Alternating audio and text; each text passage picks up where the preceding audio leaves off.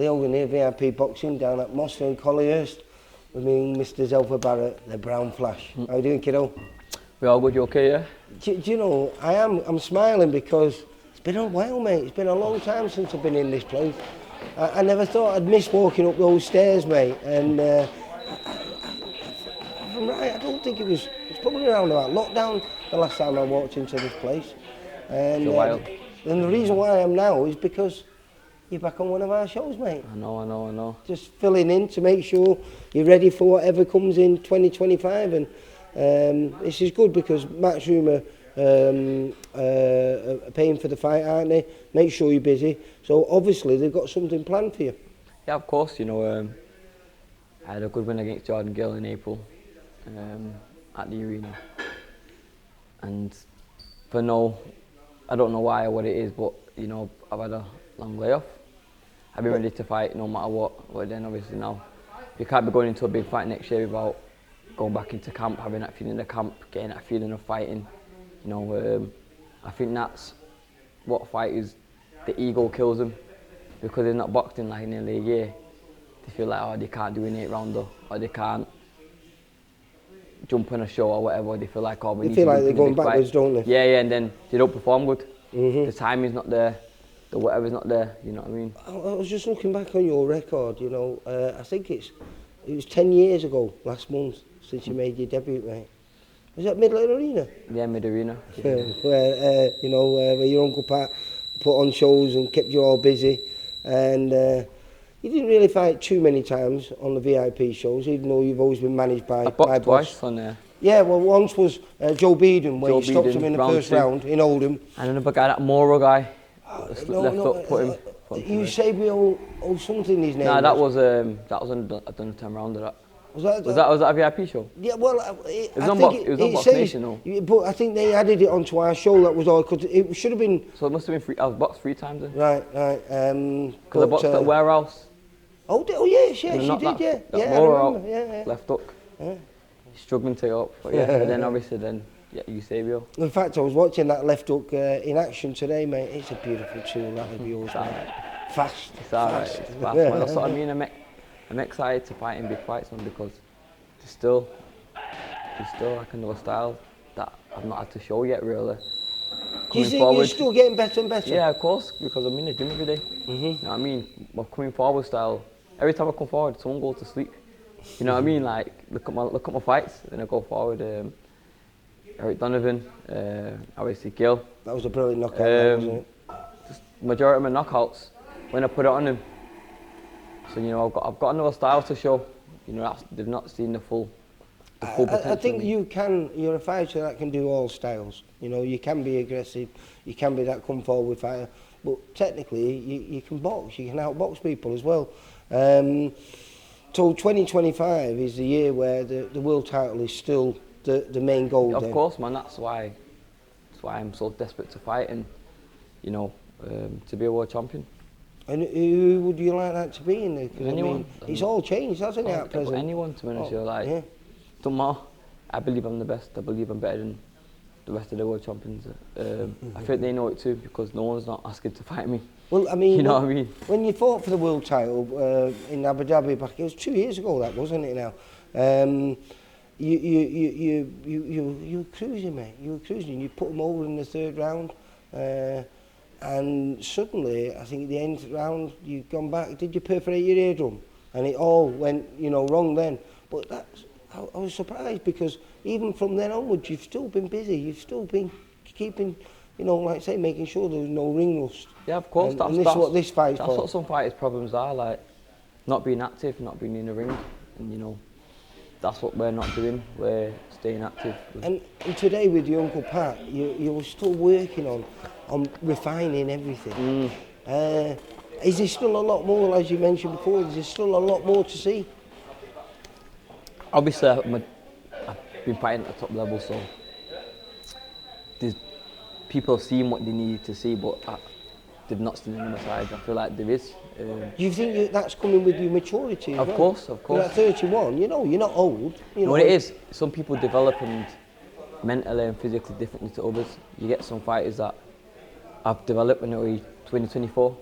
Maybe when they're 29, they're just dip. Yeah. You know, and I feel like I'm one of them fighters where mentally matured later, physically matured later, so like...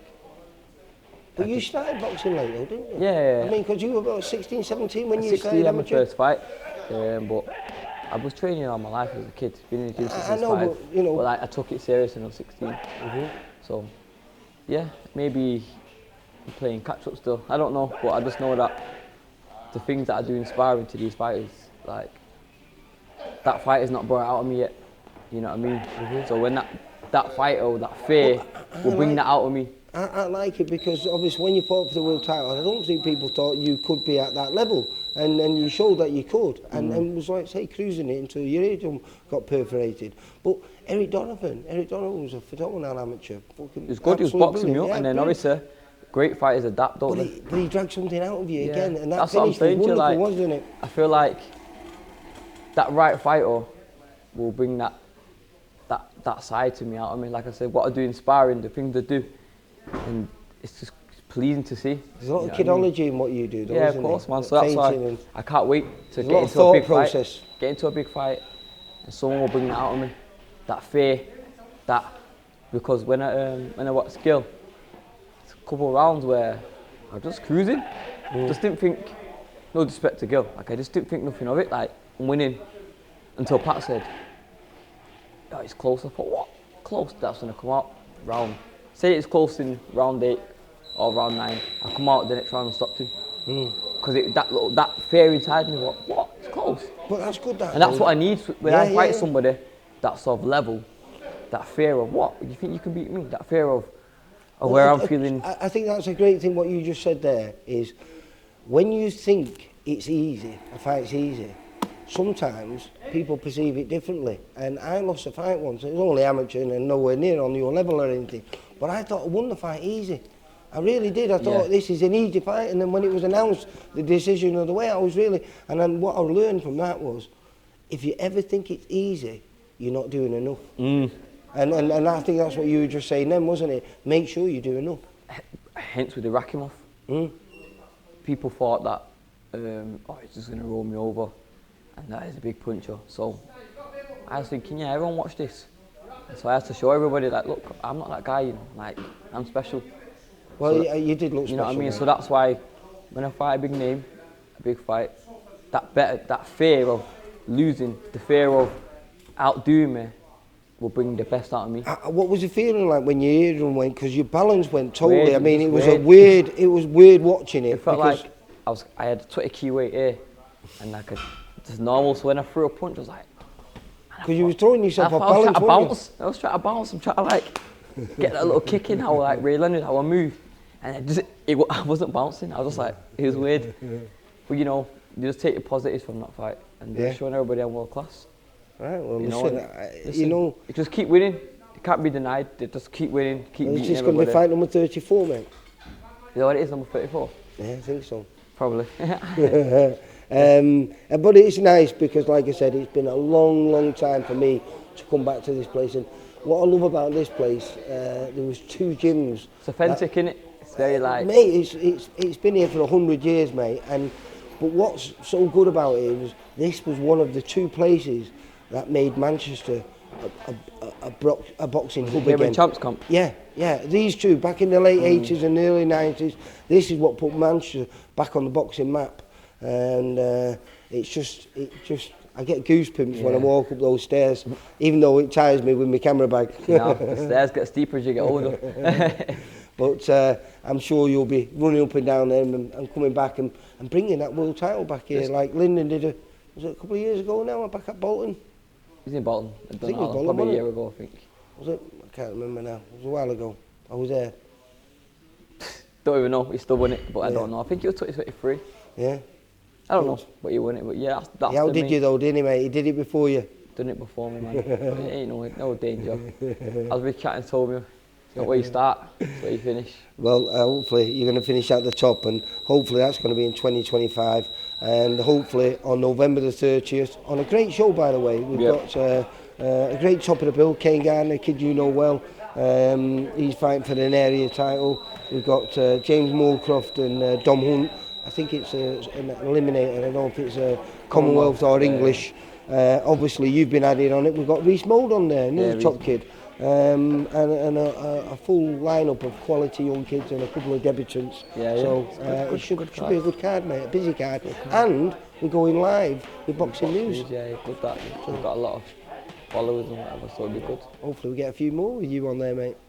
Maybe. Zelfa, good luck. Nah, man, this is my last one. I'm back to the arena. No, man. I know. I'm back to the arena. But it opens a few more doors for us and the young fighters that are coming through, which you're leading the way for. Yeah, of course, man. Zelfa, you take care. I'll see you on the 30th, mate. No problem. Thank you. Take care, mate. My sponsors as well. And of course, we'll send them over now. I'll have them running in the video for you, mate. Alright, sweet. Yeah, man, no problem. Thank you. You take care. Bye. For all boxing info, news and latest interviews, amateur and pro, across the north, click and subscribe. VIP Boxing Promotions. Also, Twitter, Instagram and Facebook.